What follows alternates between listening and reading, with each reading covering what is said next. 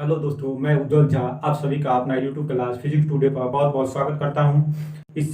आज हम लोग जो टॉपिक है वो नील्स बोर का एटॉमिक मॉडल, ठीक है, यही टॉपिक हम लोग को पढ़ना है। लेकिन इसमें जो है पिछले क्लास जो हम लोग जे थॉमसन साहब और रदरफोर्ड साहब का एटॉमिक मॉडल पढ़ा था उसका भी यूज है, ठीक है। तो ये नील्स बोर जो एटॉमिक मॉडल है उसको पढ़ने से पहले हम लोग थोड़ा पिछले क्लास का रिवाइज कर ले, ठीक है। जे थॉमसन साहब जो थे उन्होंने प्लम पुडिंग मॉडल या वाटरमेलन मॉडल भी बोलते हैं दिया था।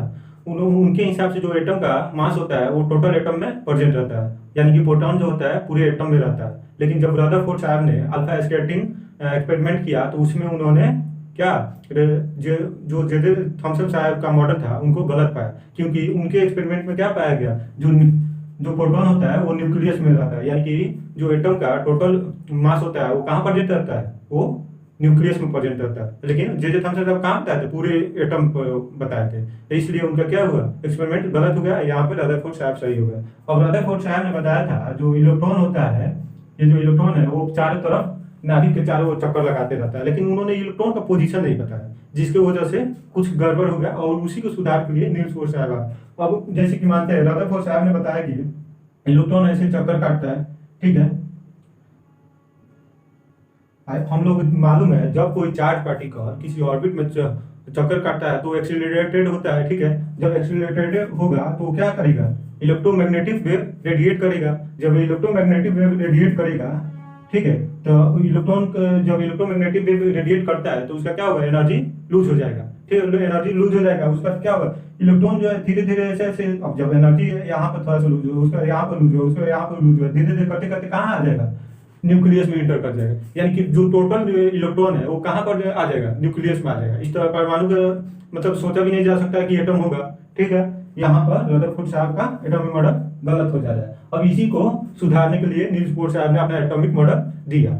नील्स बोर साहब ने बताया कि प्रत्येक इलेक्ट्रॉन का अपना मतलब अलग अलग क्या होता है, ऑर्बिट होता है, ठीक है।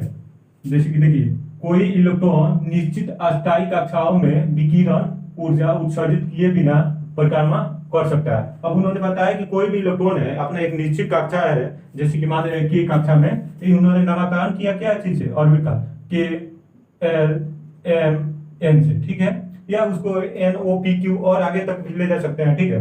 और इसका नंबर जो दिए वो 1 2 3 4 ऑर्बिट का ये नंबर दे दिए, ठीक है। ऑर्बिट का ये नंबर दे दिए। और मान रहे जो नील्स बोर साहब है उन्होंने कहा जैसे कि इलेक्ट्रॉन माने इसमें इस ऑर्बिट में चक्कर काट रहा है इलेक्ट्रॉन, ठीक है। जब इसी ऑर्बिट में आराम से चक्कर काटते रहेगा तो बिना क्या के विकिरण ऊर्जा के उत्सर्जन के वो परिक्रमा करते रहेगा, यानी कि वो न्यूक्लियस में नहीं गिरेगा, ठीक है। पहले बात तो उन्होंने ये बता दिया। उसके बाद जो है मतलब किस ऑर्बिट में कितना इलेक्ट्रॉन प्रेजेंट रह सकता है अधिकतर, उसके बारे में भी उन्होंने बता दिया। उन्होंने बताया कि जो मतलब मैक्सिमम इलेक्ट्रॉन की संख्या निकालने के लिए उन्होंने एक फार्मूला बताया। वो फार्मूला क्या है, 2n स्क्वायर, ठीक है। इसी के द्वारा हम किसी भी ऑर्बिट का मैक्सिमम इलेक्ट्रॉन का संख्या निकाल सकते हैं। जैसे कि देखिए हम निकालते हैं अभी किस ऑर्बिट का, माने कि इसका नामकरण क्या किया, के किए हैं, ठीक है। के ऑर्बिट का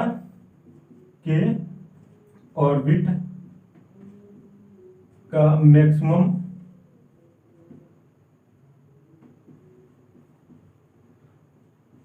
इलेक्ट्रॉन नंबर क्या हो जाएगा, 2n स्क्वायर, यानी कि n जो है ना, n इस नंबर को डिनोट करता है, ठीक है। यानी कि के सेल का नंबर कितना है, 1, यानी कि n का वैल्यू क्या है, 1, यानी कि n के जगह पर 1 रख देंगे, कितना आ गया, 2। यानी कि जो के ऑर्बिट है उसमें मैक्सिमम इलेक्ट्रॉन कितना रह सकता है, 2 ही इलेक्ट्रॉन रह सकता है, उससे ज्यादा इलेक्ट्रॉन नहीं रह सकता। उसके बाद हम उसी तरह क्या निकाल सकते हैं, एल ऑर्बिट का मैक्सिमम इलेक्ट्रॉन निकाल सकते हैं। एल ऑर्बिट का मैक्सिमम इलेक्ट्रॉन नंबर क्या होगा, 2n स्क्वायर, यानी कि यहाँ पर 2 और n के माने यहाँ क्या हो जाएगा, 2 हो जाएगा, ठीक है। 2 रख देंगे, यानी कितना हो जाएगा, 8। यानी कि जो एल ऑर्बिट है उसमें मैक्सिमम इलेक्ट्रॉन की संख्या कितना हो जाएगी, 8 हो जाएगी, ठीक है। और उसके बाद उन्होंने बताया कि जो ये इलेक्ट्रॉन नाभिक के उन्हीं कक्षाओं में परिक्रमा करता है जिनके लिए कोणीय संवेग का मान NH2 है। अब उनका कहना है कि इलेक्ट्रॉन जो है नाभिक के उन्हीं ऑर्बिट में मतलब परिक्रमा करता है जिसका एंगुलर मोमेंटम कितना हो, NH25 हो, ठीक है। जहां पर n का अपनी ऑर्बिट का जो नंबर है, ठीक है, ये n जो है ऑर्बिट नंबर है, और ये h जो है ना वो क्या है, प्लैंक कांस्टेंट,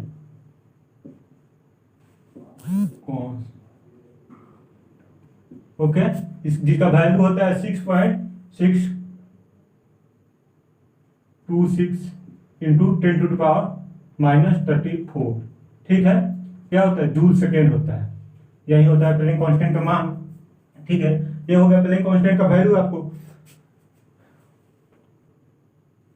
अब एंगुलर मोमेंटम क्या होता है, एंगुलर मोमेंटम आपको एंगुलर एम लिख दे, एम क्या होता है, MVR, यानी कि MVR क्या हो जाएगा, NH25, यही हो जाएगा एंगुलर मोमेंटम, ठीक है। किसी भी इलेक्ट्रॉन के लिए, किसी भी ऑर्बिट के इलेक्ट्रॉन के लिए एंगुलर मोमेंटम यही हो जाएगा, ठीक है। उसके बाद तीसरे में उन्होंने बताया कोई इलेक्ट्रॉन अपने विशेष रूप से उल्लेखित अभिकरण कक्षा में दूसरी निम्न ऊर्जा कक्षा में संक्रमण कर सकता है। जब ये ऐसा करता है तो एक फोटोन उत्सर्जित होता है जिसकी ऊर्जा इतना होता है। अब देखिए उन्होंने बताया कि कोई भी इलेक्ट्रॉन है वो एक कक्षा से दूसरे कक्षा में जा सकता है। अब निम्न कक्षा से जब उच्च कक्षा में जाएगा तो उसको तो पहले उसके बराबर एनर्जी चाहेगा, यानी कि एनर्जी का अवशोषण करेगा, तभी वो निम्न कक्षा से उच्च कक्षा में जाएगा, ठीक है। और यानी कि एनर्जी अवशोषण करेगा तो जो वो एनर्जी मतलब अवशोषण किया वो एनर्जी किसके बराबर होगा, पहला कक्षा का जो मतलब ऑर्बिट का जो एनर्जी है, हाई लेवल वाला जो एनर्जी उसका, और जो लो लेवल वाला एनर्जी है उसका, दोनों का जो डिफरेंस आता है वो एक फोटोन एनर्जी के बराबर आता है। यही चीज वहां पर बताया, यानी कि इनिशियल एनर्जी उसका फाइनल एनर्जी के बराबर होता है वो एनर्जी, ठीक है।